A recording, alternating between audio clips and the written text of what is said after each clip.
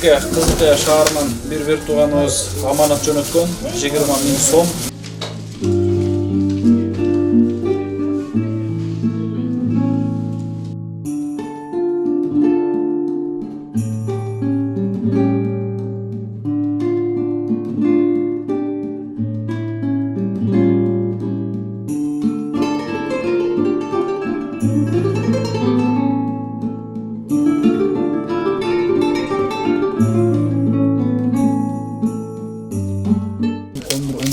Он 14 000 сом.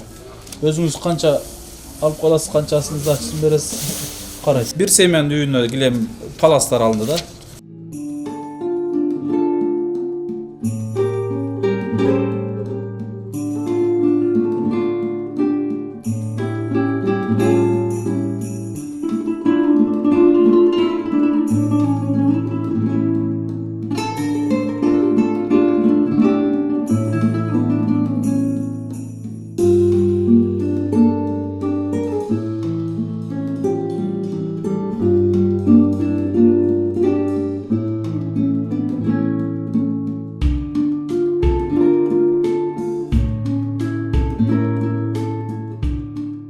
Кечээ күнү момундай үйдү мынтип бүтүрөбүз деген план такыр жок эле. Урматтуу достор, 1 сомдон салып аткан бир туугандарыбыз бар экен. Мен ушунчалык ыраазы болдум. Эгерде кимдин үйүндө ашыкча телевизору болсо, же ашыкча иштетилбей турган муздаткычтар болсо, ушул жердеги муктаждарга жардам берсеңиздер болот. Биз биргейли, ынтымакташайлы, жакшылыктарда жарышалы. Бүгүн мүмкүнчүлүк бар.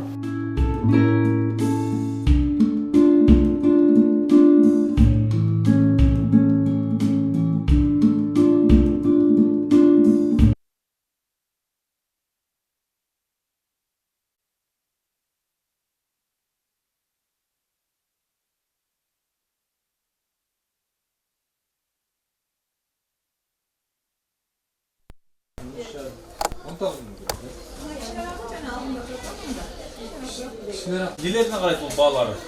Балары мындай качестволарына қарайды. Малор, изображениялары мындай. Дәшкасы жоқ. Дәшкасы бар. Шулар 11 000. Малар 11 000. Бека дегенің 15 қанша дедің? Жақсы, тазасы.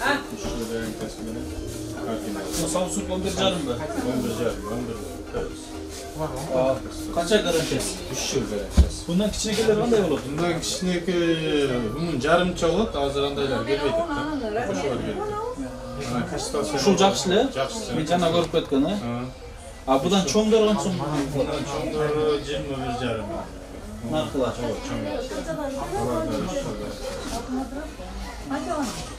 Анда ушул мурдан бирөө бериңизчи мага.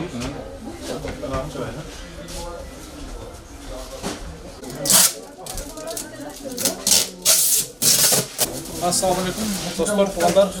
Бизге Кызылкая шаарынан bir виртуганыбыз аманат жөнөткөн 20 000 сом. Андан сырткары биздин Акниет аманаттык коомдук фондунун Сбербанк картасына 1 сомдон баштап 20 сом, 10 рубль, 50 рубль, 100 рубльдан салып аткандар болуп атат. Мына ошолорду бүгүн чогултуп, дагы муктаждар комплексине жетпей аткан нерселерди алып атабыз. Көпчүлүк бир туугандар сунуштап атасыздар, телевизор мындай кооздуктун эмне кереги бар деп атасыздар. Бирок азыркы бир тууганыбыз суранып, бир телевизор, анан бир палас алсаңар деп суранды. Мен азыр телевизорду көрүп атам, ошол агабыздын аманат жөнөткөн агабыздын суранычы менен телевизор көрүп атам. Андан бул жерден чыгып биз Палас өткөнкү Килем Палас жерге да барабыз. Килем Паласта калабыз буюрса. Иштерди жеңилдетип берели, ошол үйдү баары бир толтурушубуз керек. Ошол муктаждар телевизор көрүп, башкалардай болуп, жаңылык көрүп, бир үйүндө жаркырап отурса экен деген жакшы ниет максат менен ушул нерселер алынып. Ошондуктан туура түшүнүңүздөр. Иштеди? Экран тазасы. Гарантияларды жазып бериңиз мага. Şu garanti жазып коебуз. Уже даяр эме болгон бу? Даяр. Настройка болгон, Автопоиск кылып коюш керек болду. ДТОсуна коюп даяр кылып койдум. Болду. Кылып койсо да каналга чыгат. Сразу антенна кулай турган проводтор бар жокпу? Проводтор жок эле, антенна сайла турган. Антенна сайла турган жер бар. Анан ошо дарахан антеннага чыгып болгондо баягы билесизби? Ооба. Ошого мындан ага булай турган жери болобу? Бизде жок да провод, отдельно сатылат да ал жакчы. Кайерде? Ол 41-канча. Бул ошол гарантиясы. гарантия. Канчага бересиздер болуш? Şu boşluğuyla 11 milyon tutarız.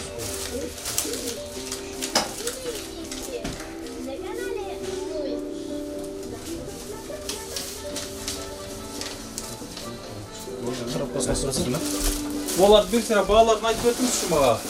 Бул чоңдору канчадан болуп калат, кичинелери канчадан башталып калат? Onları şu 21 milyon 19,5 milyon 19 milyon arasında bağlar. Мол азыр биз алып аткандар канчадан башталып канчага чейин? Ушул размердеги. Şu 11'den başlayıp 14, 15, 16'ga çeyin. Достор, туугандар, бул ушул размерлер телевизорлор алынып атат азыр комплекске. Бул телевизорлордун баалары ушул 10 миң, 11 миңден жогору тартып 15 миңге чейин экен. Биз азыр без интернет алдык да. Bez internet. Без интернет алынып атат, эми ал жерге интернет кереги жок деп. Чоң атага бирок интернет менен алынган. Бардыгы шартка жараша болуп атат иншалла. Баарын салып койдук да. Мейлиңиз, рахмат чоң. Антенна коюлган бизде бар. Рахмат.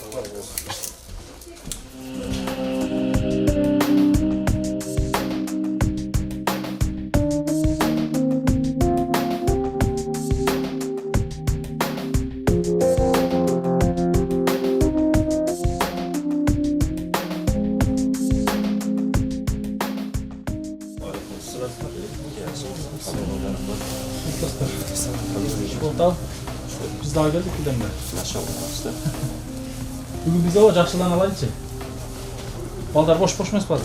Hazır bugün ilk bağlılarda al. Havalı. Soğurak gel. Siz işinizi tutuyoruz zaten da. Жақшыл менен daha bir ön aytam. Ulan toçkadan ne? O var. Karokluydu. Ötkünde kızından almam. Suranız şart dedi. Hadi.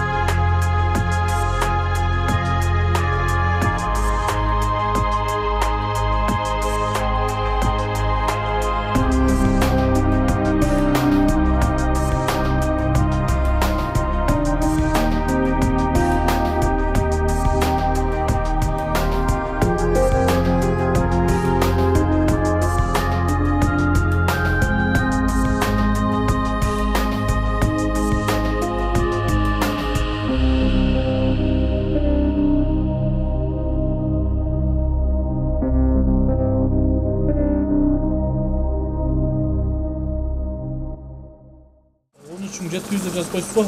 Biz minimal summаны ошондой жазып 13 миңге бергенде отасыз өткөнгө да? Жок, өткөндө 13.900 болгон 13.800 сом алып калган.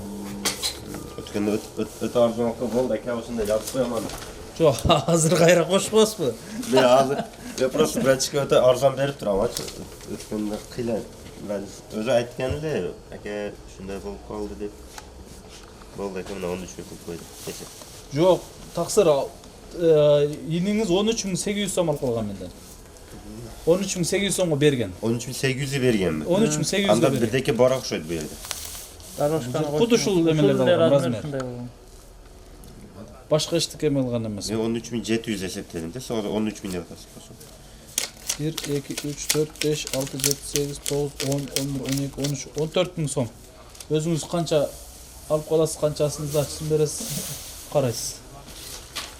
Урматтуу достор, биз өткөндө бул жерден алганыбызда эң минимальный ценада эме кылганбыз, эсептешкенбиз. Анан кийинки келгенибизде дагы ушул ценаларды алабыз деп келишип кеткен элек, пока ушул товарлар болуп турса деп. Ошол достор, мынакей дагы кечеки эле размер 4кө 5.70ден бирөөнү алдык, 4кө 4.36дан бирөөнү алдык, анан 1.5га 1.5 дорожка бирөөнү алыппыз. Bir semen düğününe gilem palaslar alındı da. Birösü kalın palas, birösü çukarak palas. Az barganda salıp көрөбүз. Мынакей. Ne kıldık? 1000 сом. Tura geliyor. Ооба, туура келет. Биз жак кош келет. Arkaga get kalbasın mı? Yok. Rahmat. Allah razı olsun. Урматтуу достор, мен өткөндө да айтып кеткенмин. Ушул Домбутанын маңдайында Кыргызстан деген магазин бар. Азыр кирип келатканда да мен атайын тартып өттүм. Биз бул магазинден 2-3 жылдан бери өзгөнгө, базар коргонго, Сузака үй салган болсок, ошол үйлөрдүн бардыгына мына ушу балдардан килем паластарын алып келебиз. Жада калса кээ бир мечиттерге биз өзүбүз жардам катары дагы кошкон убактарыбыз болгон. Негизгиси кыскасы ушу балдардан соода кылып жүрөбүз. Бизге колунан келишинче минималный кылып берип атышат. Сиздерге чоң рахмат. Алла разы болсун. Анан ушул жер ачык, магазин ачык. Эгерде баяндай келип алам десеңиздер, сиздер үчүн бул балдар кызмат кылат, жардамдашат, карашат. Анан болушунча минимальный дагы кылып бергенге аракет кылат. Анын үчүн менин атыма келишиңиздер керек, Мейли, рахмат. Алла разы болсун. Чоң рахмат. Алла кабыл кылсын. Рахмат мен. Бүгүн эртең көрүп коебуз. Биздин YouTube каналда катталыпсыз, Ооба, мен катталганмын. Мурундан азыр көрүп турат. Көрүп тура элеңиз мурун. Мурундан көрүп турат экен. Баягы күнү көрүп эле таанып калдым. Аке, сиз каерде көргөнүн ошол каналы деп. Эртең көрүп коебуз азыркы видеону, Друзьяларыңызга бөлүшүп коңуз, досторго бөлүшүп коңуз, Алла разы болсун. Рахмат.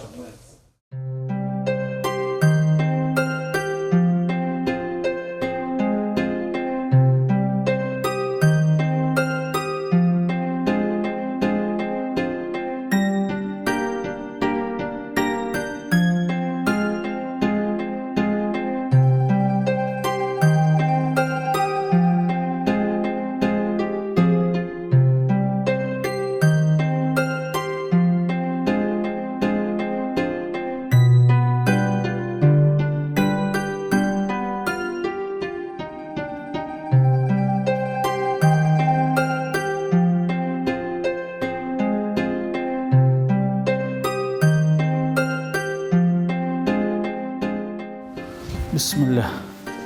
Бул жаман сонун кийип каласыз да. Бул өтө сонун. Буну көрөсүң азыр. Мынакей абойго чак келгенин карачы. Көп тартпайбыз. Хорошо.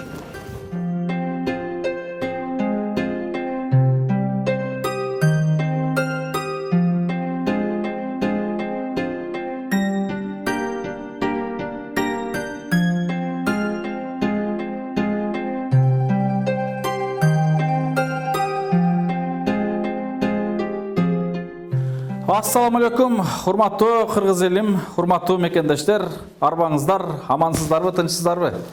Баарыңыздардын бүгүнкү өзгөчө күн бүгүн. Баарыңыздардын күндөрдүн ыйык султан болгон жума күнүңүздөр марек болсун.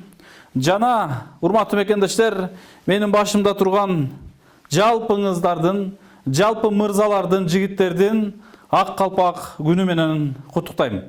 Урматтуу мекендештер, урматтуу кыргыз элим, бүгүн өзгөчө күн, өзгөчө майрам, кош майрам. Ошондуктан биз бүгүн кош майрамда сонун иштерге себепкер болдук. Сонун иштерди бүгүн жасаганга аракет кылдык. Майрамда сиздер менен момундай жаркыраган, заманбап, сонун болгон момундай хан сарайда сиздер менен экран аркылуу жүз көрүшүп, эфир аркылуу амандашып турабыз. Андыктан урматтуу мекендештер, урматтуу кыргыз элим, караңыздар, муктаждар комплекси барган сайын ачылып баратат. Сонун болуп ачылып баратат. Караңыздарчы, могул комната төрдөгү ушу эки семьянын үйү чоң бөлмөлөр эле. Спальный бөлмөсүнүн узуну эле 5,70, туурасы 4 метр. Обойлор Россиядан келген, жакшы билесиздер. Обойго, потолоко бардыгы чак келип, мына дубалдардын жарашканын караңыздар, урматтуу мекендештер. Урматтуу кыргыз элим, мен телевизор алып атканда түшүндүрдүм.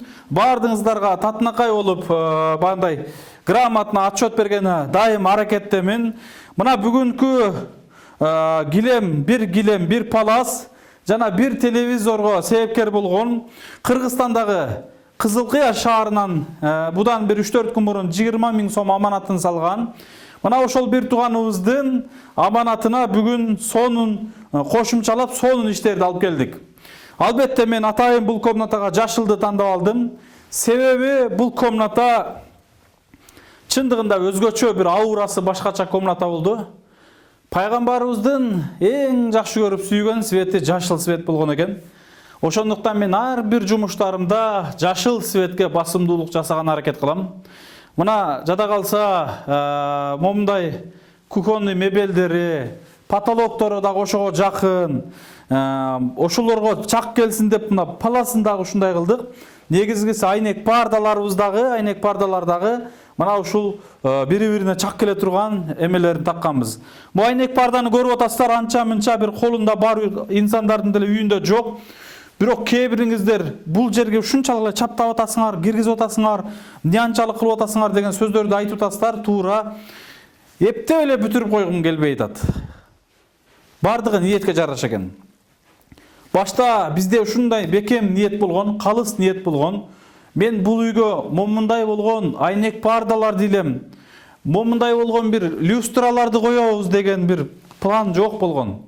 Болгону, урматтуу мекендештер, ниет бекем болгон, ушул муктаждар кадимки эл катары жаркырап жашаса экен, элдин үйүндөгүдөй үйдө жашаса экен деген ушундай ниетим болгон. Кудайым мына сиздерге окшогон кайрымдуу инсандарды жөнөтүп отуруп, үй мына ушундай болуп бүтүп кетти. Албетте, экономдо башка жака жумшасаң болот, бирок бул жерде да муктаждар бир жаркырап барчылыкта жашасынчы деп атам. Мына чоң атабызга окшоп, бүгүнкү күндө 91 жашка чыкты чоң атабыз. 91 жыл бою момундай условияны көрбөй жашаган. А бирок бул чоң атабыз Кыргызстандын бүтүндөй жеринде иштеген киши, кыргыз мамлекетине, кыргыз элине кызмат кылган киши, эмне деген жолдорду салган киши, а бирок жашаган жери кечеки бетон гараж. Урматтуу мекендештер, бүгүнкү 21-кылымда элдер жада калса автоунаасын дагы бетон гаражга койбой калган заман. Мына ошондой жерде жашап атат. Чоң ата эле эмес, бүгүнкү күндө канчалаган ата-апалар бар, сарайларда жашап атат. Ош шаарында вагондордо жашап аткан апалар бар. Шунчалык муктаждар бар. Урматтуу мекендештер, бул жашоодо өзүмө гана болсун дебестен өзгөнү ойлойлучу. Менин ниетим ушул. Мен деле чындыгын айтканымда өзүбүзгө момундай шарт түзгөнү киреше элекпиз. А бирок Аллах сүйгөн жумуштарды биринчи кылып калайлычы деп атам. Канча өмүр бар, бир Кудай билет. Эртең эмне болот, бир гана Кудайым өзү билет.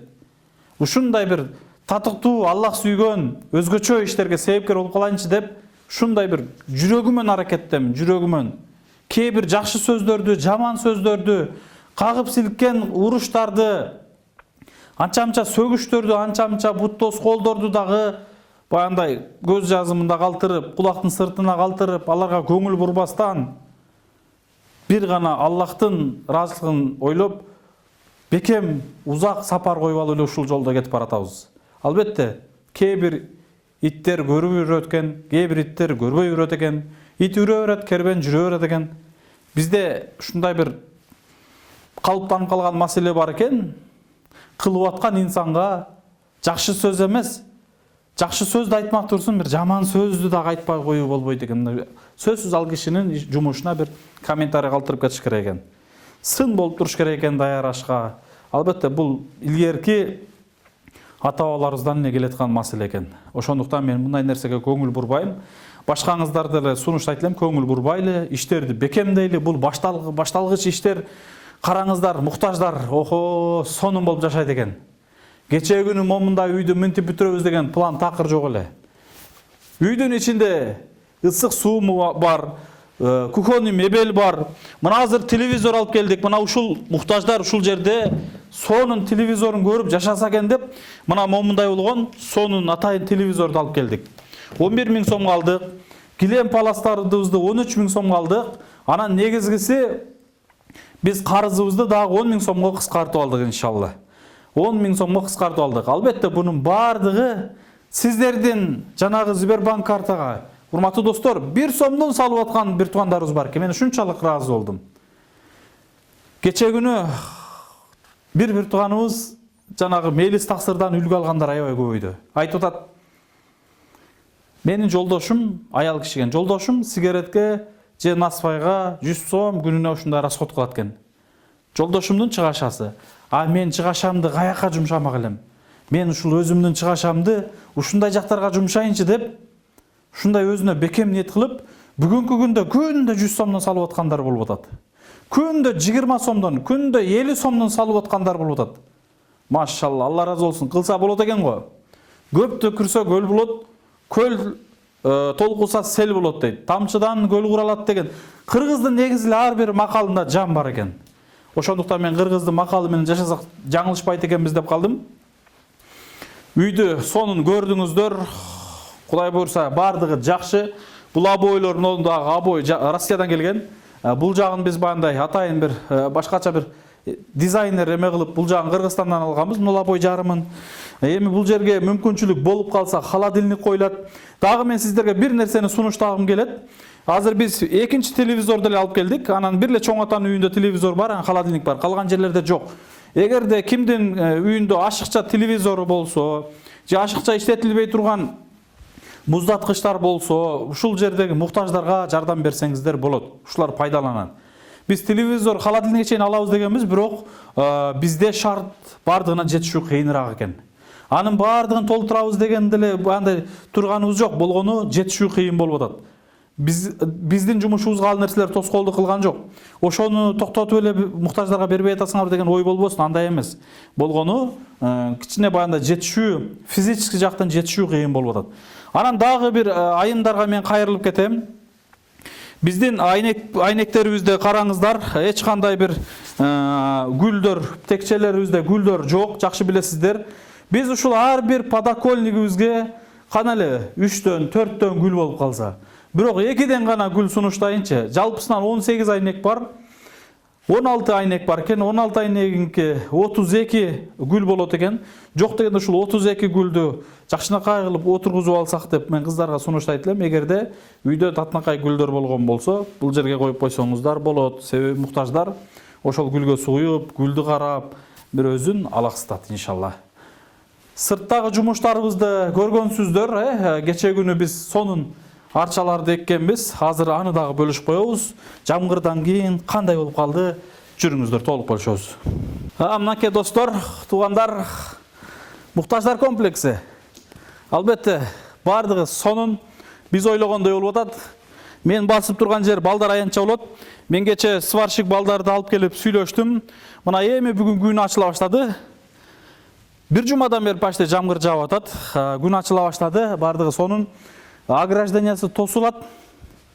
Мол жерге эки чекесине булар Асан Үсөн агабыз бардыгын бүтүрүп беребиз деген.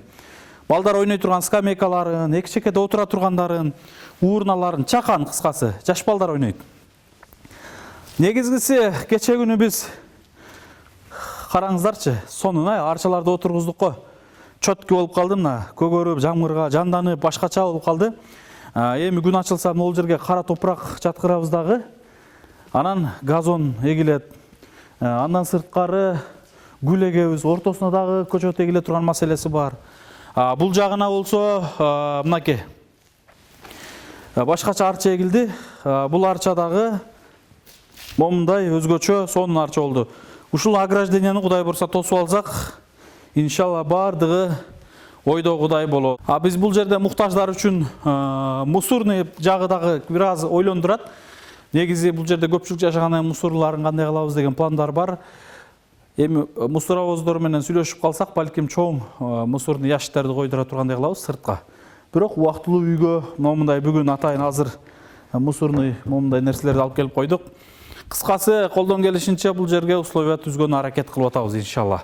Мына ушундай достор, андыктан келиңиздер 5 манжа бөлөк билек бир дейт.